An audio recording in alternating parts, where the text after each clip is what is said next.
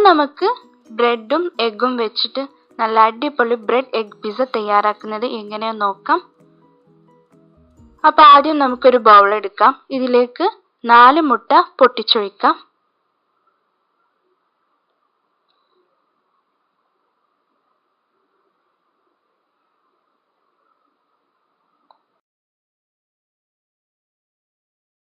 ഇനി ഒരു ഫോർക്ക് ഉപയോഗിച്ച് ഇത് ജസ്റ്റ് നമുക്കൊന്ന് ബീറ്റ് ചെയ്തെടുക്കാം. ഇതിലേക്ക് 1/4 ടീസ്പൂൺ മുളക് പൊടി ചേർത്ത് കൊടുക്കാം. ആവശ്യത്തിന് ഉപ്പും കൂടെ ചേർത്ത് കൊടുക്കാം. പിന്നെ ഒറിഗാനോ വേണം. ഞാനിവിടെ ഒരു നുള്ള് ഒറിഗാനോ ഇതിലേക്ക് ആദ്യം ചേർത്ത് കൊടുക്കുകയാണ്.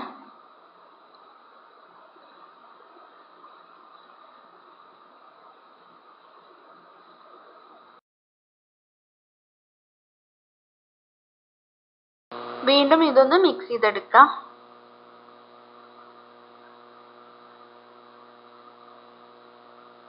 ഇനി ഇത് നമുക്ക് മാറ്റി വെക്കാം.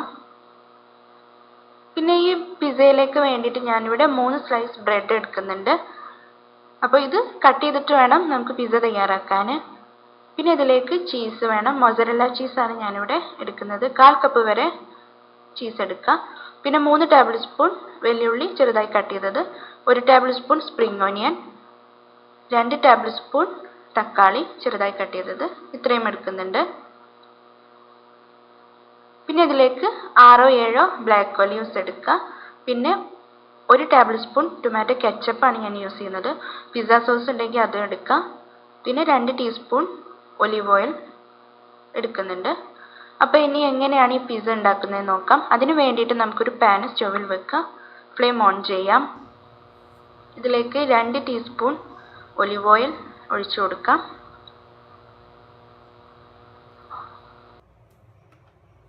ഇനി ഈ മുട്ടയിൽ നിന്ന് പകുതി ഭാഗം ഇതിലേക്ക് ഒഴിച്ചു കൊടുക്കാം. ഇനി ഇതിന് മുകളിൽ 3 സ്ലൈസ് ബ്രെഡ് എടുത്തിരുന്ന് അത് കട്ട് ചെയ്തിട്ട് വെച്ച് കൊടുക്കണം. കട്ട് ചെയ്തിട്ട് തന്നെ വെച്ച് കൊടുക്കുക.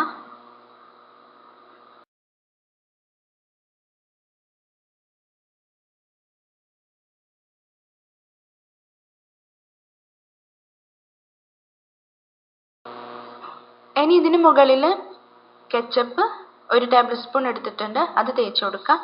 പിസ്സ സോസ് ഉണ്ടെങ്കിൽ അത് എടുക്കുക. ഇനി ബാക്കി മാറ്റി വെച്ചിരിക്കുന്ന മുട്ടേൻ്റെ കൂട്ട് ഇതിന് മുകളിലേക്ക് ഒഴിച്ചു കൊടുക്കാം.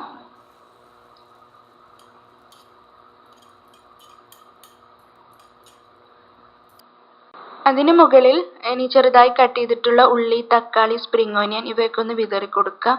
എല്ലായിടും എത്തുന്ന രീതിയിൽ ഇട്ട് കൊടുക്കാം. ഇനി കുറച്ച് ഒറിഗാനോ വിതറി കൊടുക്കാം.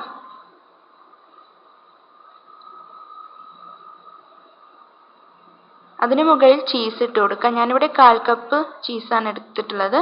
അത് മുഴുവനെ ഇങ്ങനെ ഇട്ട് കൊടുക്കാം.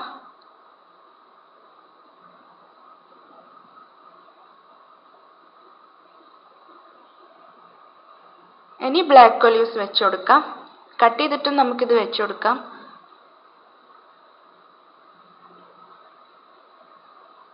ഇപ്പോഴൊക്കെ ഫ്ലെയിം ലോ ഫ്ലെയിമിൽ ഇടണം, അത് പ്രത്യേകം ശ്രദ്ധിക്കണം. ഇനി ഇത് അടച്ചു വെച്ച് നമുക്കൊരു 3 മിനിറ്റ് വരെ ലോ ഫ്ലെയിമിലിട്ട് ബേക്ക് ചെയ്തെടുക്കാം.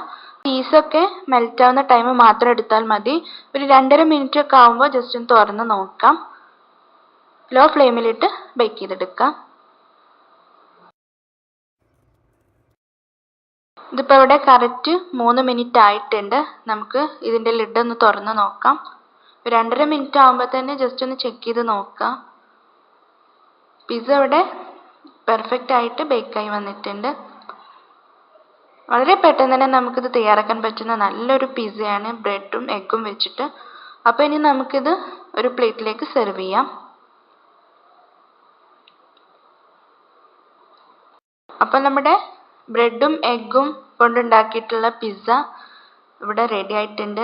കാണുമ്പോൾ നമ്മൾ സാധാ നോർമൽ മൈദ വെച്ചുണ്ടാക്കുന്ന ആ ഒരു പിസ്സൻ്റെ ആ ഒരു ഷേപ്പിൽ തന്നെ കിട്ടിയിട്ടുണ്ട്. ഇനി നമുക്കിതൊന്ന് കട്ട് ചെയ്ത് എടുക്കാം.